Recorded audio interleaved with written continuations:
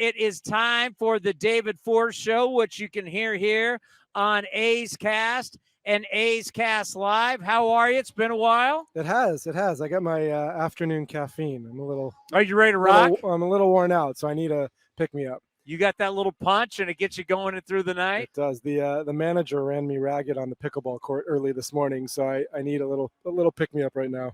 You've been busy. You've been traveling a lot. So where have you been, and what have you been doing? I haven't traveled a ton. I was in Boston with the team, which was nice. Took the family back there, but I've been out. I did go see some of the college games towards the end, and just keeping track of everybody.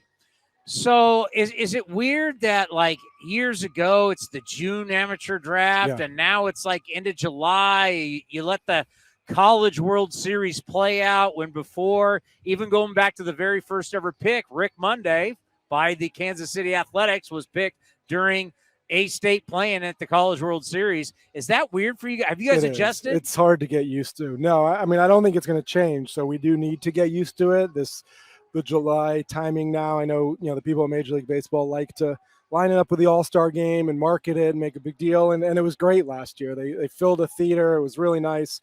It's tough on our schedule. Most of the amateur stuff will have been over for, the better part of 6 weeks. Our scouts are, they're out there looking for something to do right now. And then it's hard when you don't get the kids in your system until the end of July and they miss kind of that extended summer program. But it is what it is. It gives us more time to prepare. It gives us more time to overthink things, I'm sure, and read those mock drafts, and things are changing. Do you guys have a mascot here? Is that what we're looking at? We have a baby kitten that's been hanging around the A's Cast live set on the field here. We got the lucky kitten.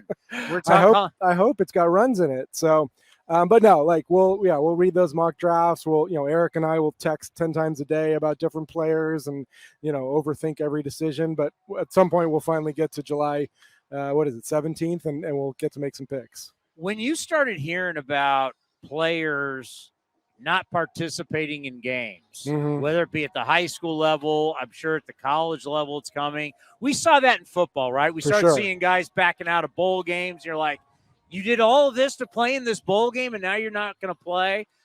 You like that? You worried about that? What do you think about for the future? I'm a little worried about it. I mean, we've really only seen sort of isolated cases. There's a high school pitcher in Florida this year who kind of ended his season early in order to, quote, prepare for the draft. We haven't seen it too much. I don't know that we've seen it all in college, but obviously football, it's become a thing, and there's no doubt it will start being more prevalent in our game. There's such an emphasis put on the draft and on being healthy for the draft, and you've seen the impact it has on players who don't get to the draft healthy.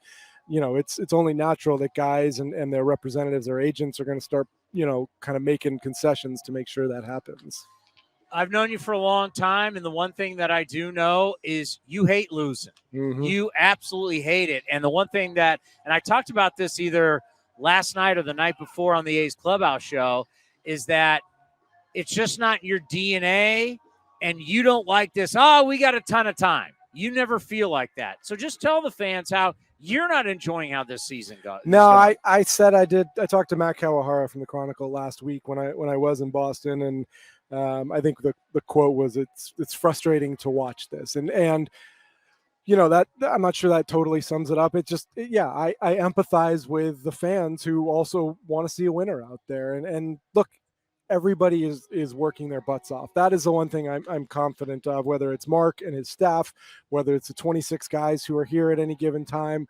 There's a lot of work going into it. The fact is we've run into some teams that are more talented than we are. And that's frustrating. And it's frustrating not to be able to do anything to get over that hump. And like you said, no one enjoys losing consistently. I will say, like, the wins have been great. Like, you win a game on a getaway day against Boston, and it sort of changes your perception of the whole trip. And you come out here and you get a win on a home game when there's a good crowd here for Father's Day, and it's fun, and it gives you that incentive. You know what you're trying for, but we just haven't gotten there enough. We know that building the roster was not easy because of the lockout, and it was kind of rushed. You got the team for the first part of the season. How much should we expect changes now coming as we're into June, about to July, seeing some younger guys? What should we expect? It's a good question. I mean, we've made some changes already. Obviously, Jonah's here, came up when we were on the road. Nick is here. Both guys in the lineup last night and tonight. And I think there will be more changes. I mean, guys have to earn their way here. We're not just going to throw guys out on a big league field to evaluate them if they're not ready and if they haven't put in the work and performed at AAA. So I know there's some other guys at AAA that a lot of fans are saying, hey, why isn't so-and-so here? What's the harm in bringing a guy here to see if we're not going to win every night anyways? You guys have to be ready to get here. And look, there are really good examples of players who've gone up and down and still, gone on to have a lot of success. I mean, Matt Olson is the first one that always comes to mind for me, who, rode the, I think at that point it was Nashville. The Nashville to Oakland shuttle 5 or 6 times that season. I think it's the Memorial Jerry Blevins shuttle based on his year here. But, ideally you don't want guys going back and forth. You want them to be ready. You want them to have proven everything they have to at AAA. So, to answer your question, I think there will be more guys we work into the mix here. But we want to do it, responsibly, sort of methodically. Everybody talks about Nashville is the new party place. All the different parties that are going there, bachelor parties. Matt Olson may be the only guy going, I hate Nashville. I never want to go back there again. He couldn't wait to get out of there. So, no, I enjoyed going there when our team was there. It was a good time. That ballpark's close to downtown, so I understand the parties. But, yeah, if you're a AAA player there, Nashville's the worst place in the world. What is the key when you evaluate – and I don't even know if there is, but what is the key when you're evaluating these young guys down in AAA? They're not so young anymore. Yeah. Is he is ready? Yes, let's give him a shot versus saying, not more seasoning. There's not one thing you can point to, pitchers or position players. I think it's important, that Kotz and Emo are in touch with Fran Reardon, our manager down in Vegas, to get a sense of how a guy's playing, how he's, how his confidence is and performing. I mean, we can see, we can see all the metrics, particularly now they've got StatCast in all the AAA ballparks. So we can see the same numbers we see here in terms of, if a guy is hitting the ball hard but not getting hits, or if a pitcher's ERA is high but he's giving up, he's not giving up hard contact. You can see all that stuff. Again, it's sort of a feel thing for making sure a guy sort of stays afloat here and doesn't quote drown in the big leagues, because you don't want guys going through that if they don't have to. You don't want them going back because they didn't succeed here. You want them to at least stay above water when they're here and then progressively get better. We kept hearing Jonah Bride shows up. You're going to love him. The more you watch him, you're going to love him. Just wait, just watch. And the more I watch, and I know even though he comes in a little bit, I keep seeing hits. And last night, I couldn't get enough of that 13 pitch at bat. I know he grounded out to first, but he gets that count and it gets 3-2, and then those last 3 that he fouls off, and I'm like, 13 pitch wore out Marco Gonzalez. That wore him out, and I just thought, that's a grinder. That's a kid who's 2 for 2, third at bat, not giving up an at bat. I mean, I love that mentality. Yeah, and those are some of like the sort of immeasurables that you look at with bringing guys up. And look, Jonah's he's off to a good start. He's got his hits. He's going to struggle. I mean, young players do. He's going to go through an 0 for 15 at some point. But the things that you have already noticed about him are the quality of the at-bats, the lack of swing and miss.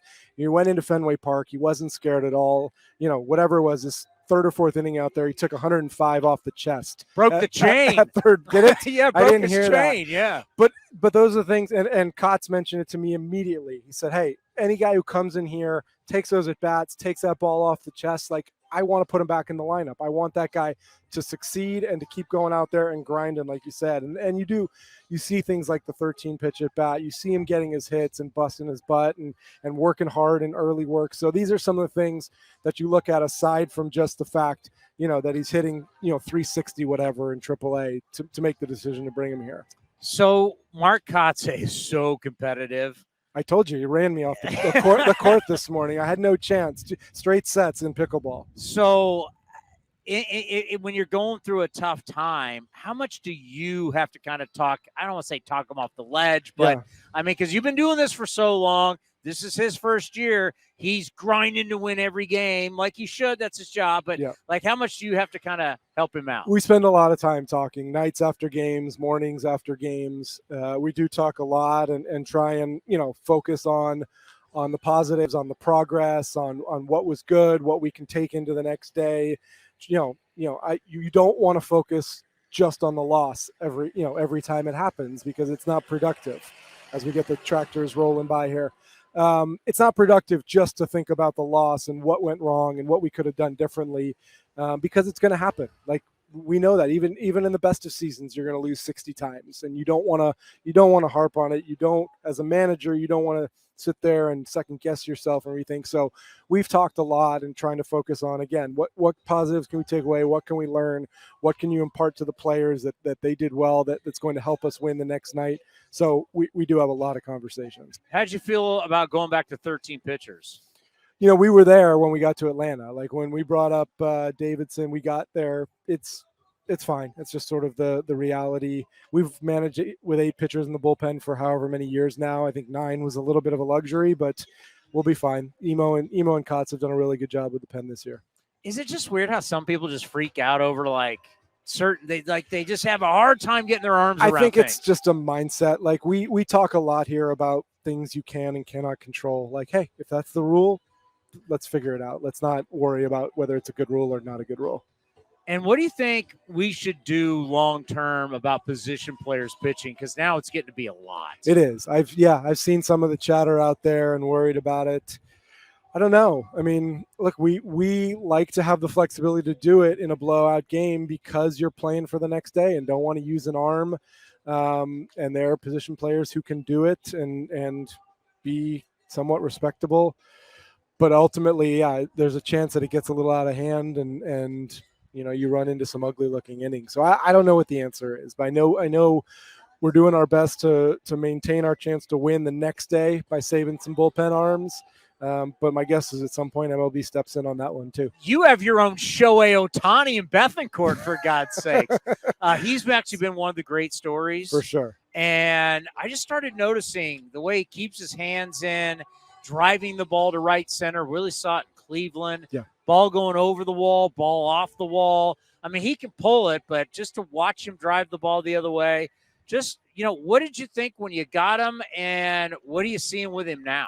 I think Christian's a really good story about a positive to take away or about progress to make in season. Like, he clearly worked with Tommy, with Crony, made an adjustment with his hands and his approach. He talked about getting the ball a little bit more out front to drive it. I mean, we saw the high exit velos in spring training, and we saw them early in the season. You think this guy only has 7 or 8 big league homers. Like, how is that possible considering the way the ball comes off his bat? So, it's a thing that happens over the course of the season. You make adjustments, you work in the cage. I mean, fans don't get to see how much time these guys spend in the cage early, before games, even after games. And for Bethancourt to make that adjustment and then see the results like we did on that road trip is, that's what you're hoping to see over the course of a season.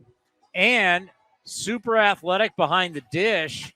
Yeah. And just kind of like the modern day player really has to be a guy that can play multiple spots, because you only have so many guys on the bench. Yeah, no, we need that flexibility. And you see it sort of everywhere. Like, Jonah comes up, he can play third and second. He's played a handful of games in left field. Nick comes up, can play both positions in the middle.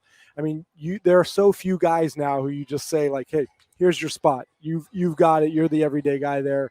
Everybody's got to be able to move around. And we've seen it for years and years with Chi, with Pinder, and then Canna before him.